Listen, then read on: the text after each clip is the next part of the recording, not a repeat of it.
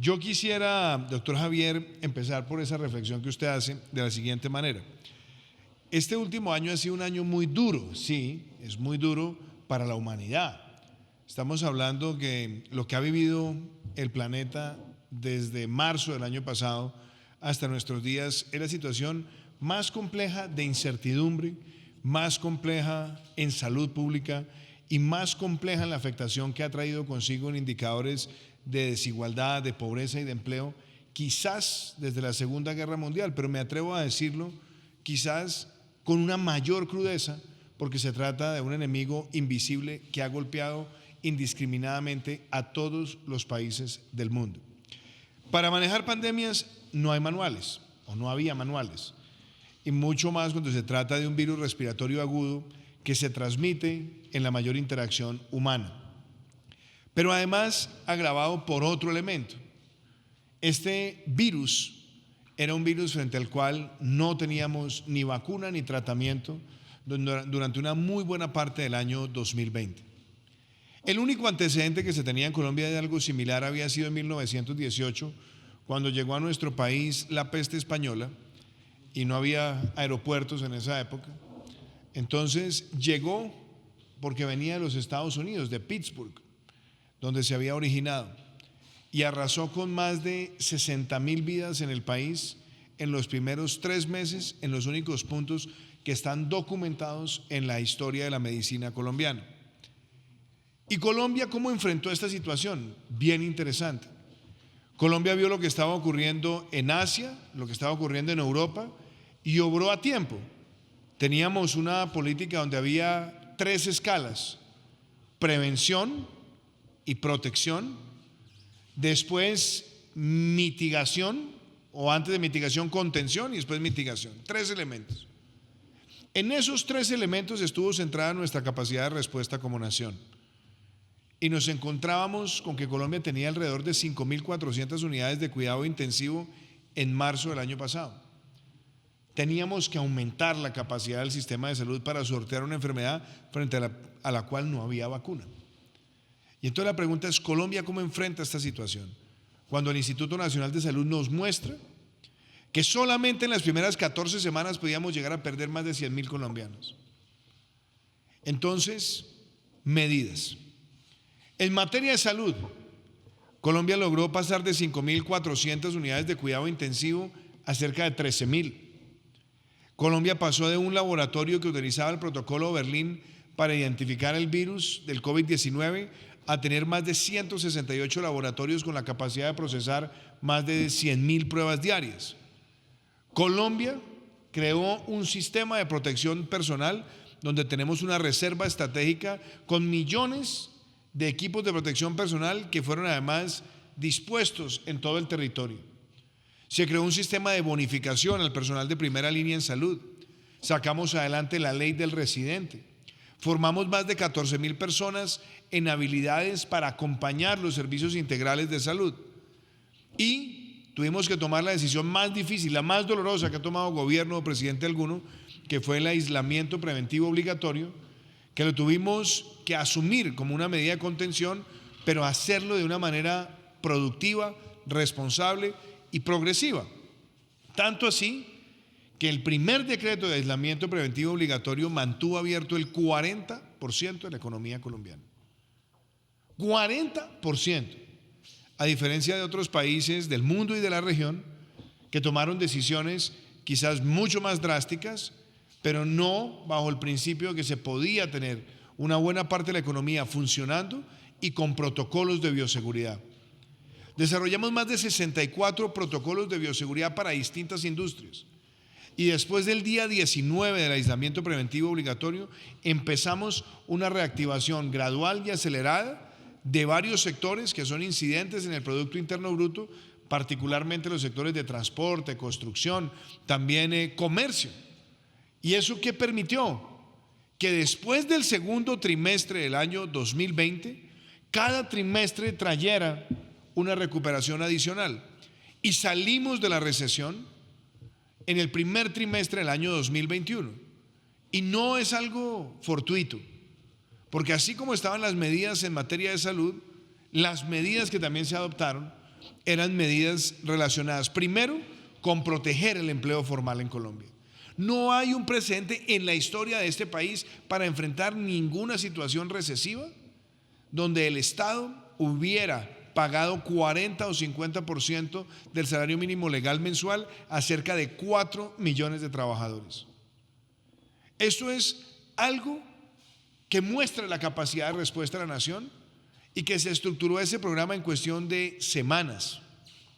Adicionalmente, creamos un sistema de protección a la población más vulnerable a través de una renta básica que nosotros le llamamos ingreso solidario y que ha permitido que más de 3 millones de familias, casi 10 millones de colombianos, tengan la posibilidad de gozar de un ingreso de emergencia, que entre otras cosas en la periferia de nuestro país ha mantenido la capacidad de consumo de muchísimas familias.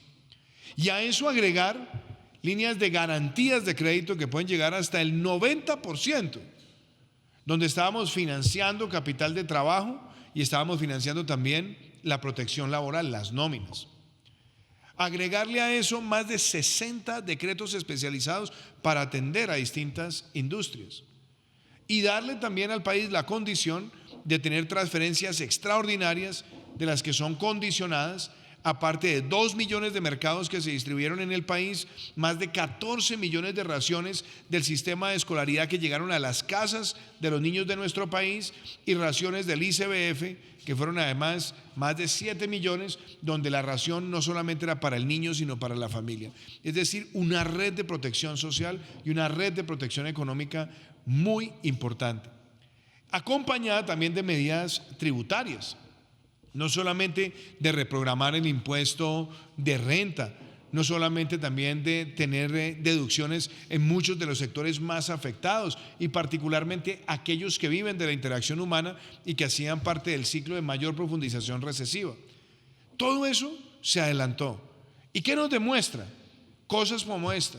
En el año de la pandemia, el año 2020, la resiliencia y la articulación de políticas públicas en Colombia permitió que en Colombia se vendieran 205.000 viviendas, cuando en el año 2019 se habían vendido 195.000. Este año vamos a llegar a 220.000, pero el año pasado fue el año más importante en ventas de vivienda en Colombia y sobre todo jalonados por la venta de viviendas de interés social. Tuvimos además un año en el que pusimos en marcha Compromiso por Colombia, una serie de inversiones públicas, privadas y público-privadas en materia de infraestructura y la aceleración de proyectos. Por eso, el año de la pandemia se inauguró la primera vía de cuarta generación en Colombia, Girardot, Honda, Puerto Salgar. Se hizo además la inauguración del túnel de la línea y pusimos el acelerador para que antes del 7 de agosto del 2022 tengamos entregados 20 de 29 proyectos de cuarta generación que cuando empezó nuestro gobierno estaban prácticamente inmiscuidos en litigios, en problemas de cierres financieros o en retrasos de ejecución. Entonces, eso también ha incidido en la reactivación de nuestro país. Y me permite esto decir también, doctor Javier, lo siguiente. Hemos tenido el boom, la bonanza de energías renovables no convencionales también en este año. La profundización de los servicios digitales en el país. Y claro, nos ha tocado enfrentar los dos más grandes avatares. Por un lado, el empleo y por otro lado, la desaceleración económica mundial con unas restricciones al comercio. En materia de empleo, el hecho de haber salido de la recesión en el primer trimestre de este año con un crecimiento del 1.1%, comparativamente con otros países de la región, inclusive países que mostraban aparentemente mayor dinamismo, y ver que en el segundo trimestre crecimos el 17.6%, el trimestre de mayor crecimiento en este siglo, y que hay una proyección de que la economía crezca por encima del 7% este año, lo cual sería también el crecimiento más alto de este siglo, y que comparativamente nos muestra que esto no es un rebote sino una reactivación real, y lo digo porque en el 99 cuando tuvimos la recesión que fue el menos 4.5, en el 2000 la economía creció el 2.5%. Aquí estamos hablando que la economía va a crecer más del decrecimiento que se vivió el año pasado, siendo el año pasado una de las economías que menos decreció y siendo este año una de las economías latinoamericanas con mayor proyección de crecimiento económico. Y haciéndolo de la mano también con un plan nacional de vacunación que para muchos era un plan lento, que no había vacunas, que no hablaban inglés, cosas que las que se dijeron, propias de las redes sociales. Hoy estamos llegando casi a 37 millones de dosis aplicadas en el país, lo cual nos permite tener más del 44% de la población colombiana con vacunación al menos de una dosis y estar superando ya el umbral del 30% con dosis completas. Y con la meta en marcha, también con la llegada de vacunas que fue anunciada el día de ayer por el ministro Fernando Ruiz, donde estaremos recibiendo cerca de 12 millones de dosis en el mes de septiembre para llegar a la meta de tener 35 millones de colombianos como mínimo vacunados con doble dosis. Eso es la demostración de que la reactivación segura marcha y que también la vacunación masiva marcha. Y entonces a mí me decían, bueno, pero ¿cómo vamos a hacer para que crezcamos, no solamente con los indicadores de este año? No, es que hay que volver al año 2019. Nosotros cerramos el año 2019 creciendo el 3.3%. Ese era uno de los crecimientos que estaba por encima del promedio regional, mundial, de la OCDE. Cerramos el año 2019 con el menor déficit fiscal en casi 8 años y con el primer superávit fiscal primario desde que existe la regla fiscal en Colombia. Cerramos con el año de mayor visitantes no residentes en el país, más de 5 millones de visitantes no residentes. Y cerramos también el año 2019 y curiosamente nos pasa también en el 2020 con las mayores exportaciones agropecuarias en la historia de nuestro país y con un aumento significativo también en la exportación de servicios.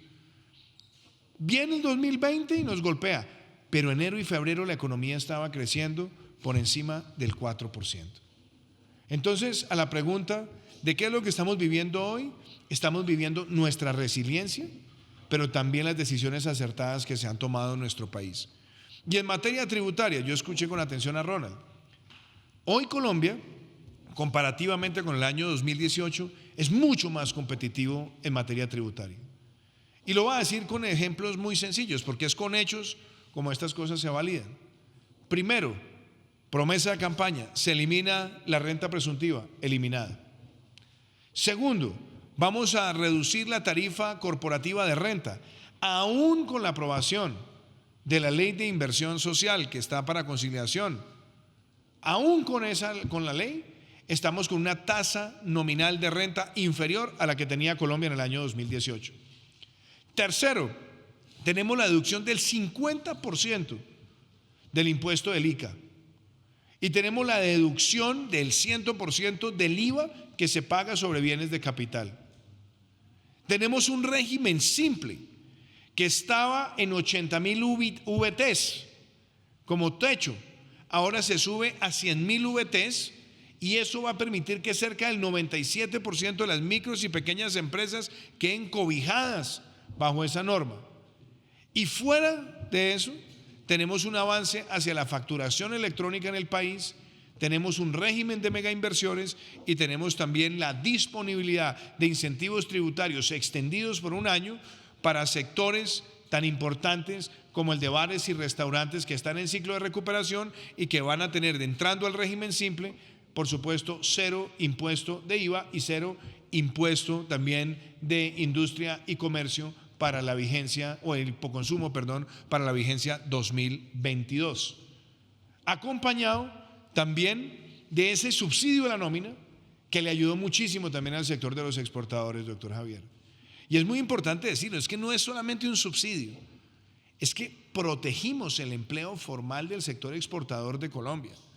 Más del 85% de las empresas exportadoras de nuestro país apelaron al PAEF para recibir recursos y mantener sus nóminas. Entonces, a la pregunta suya, ¿qué nos está haciendo falta? ¿Para dónde vamos? Nosotros tenemos que crecer por encima del 7 este año, esa es nuestra meta.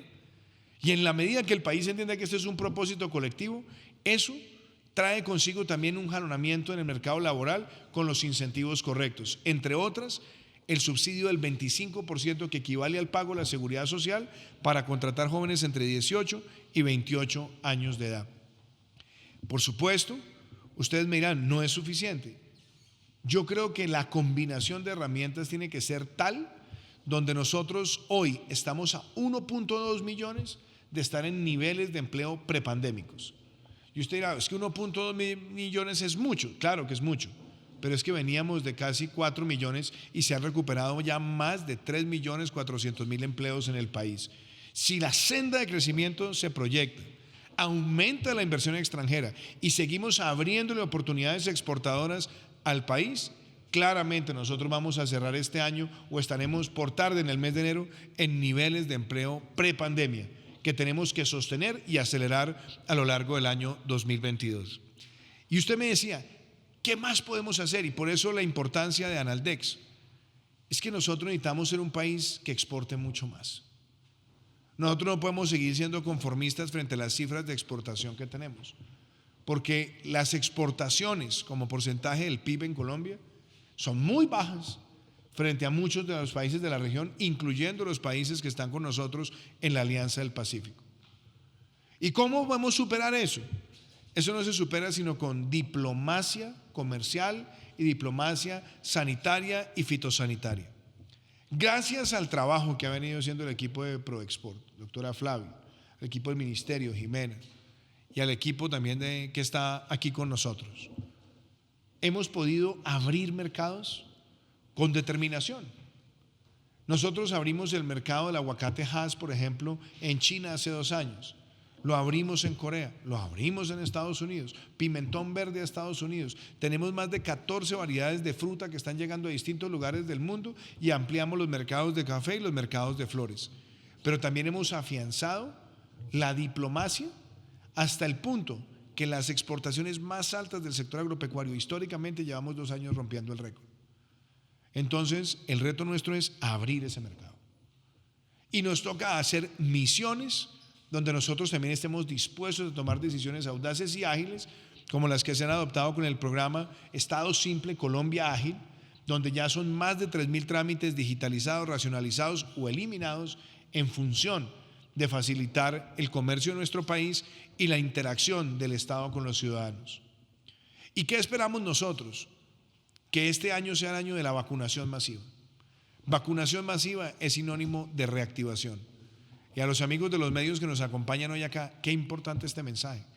Ya hemos llegado a cifras en términos de mortalidad, de casos activos, de tasa, además de positividad, como lo llamamos nosotros, similares a las que teníamos en el mes de abril del año anterior.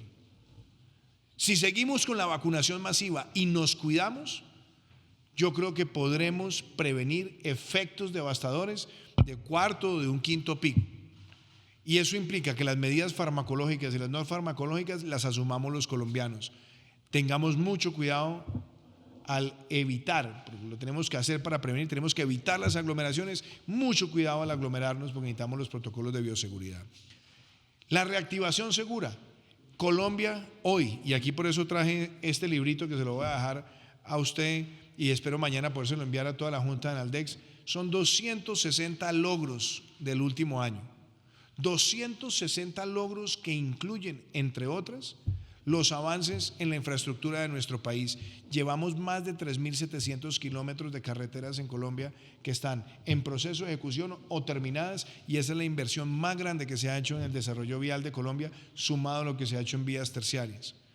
Llevamos una inversión récord también en todo lo que es vivienda, hasta el punto que también este año será un año récord en materia de iniciaciones.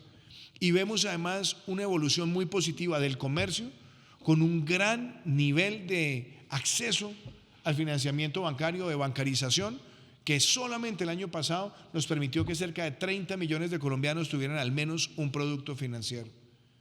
Todo esto lo digo porque es que nuestro país, claro que enfrenta un reto muy grande, y lo enfrenta también pandemia, con la crisis migratoria más grande que ha sufrido un país de América Latina, con los retos tradicionales en materia de seguridad, y aún en esos sectores que hacen parte de nuestro enfoque tradicional, podemos decir que el año 2020 tuvo la menor tasa de homicidios en 46 años y que vamos este año a tener una tasa de homicidio que va a estar entre las 3 o 4 menores de los últimos 40 años comparativamente con el 2019, para no hablar solamente compararnos con el año de la pandemia.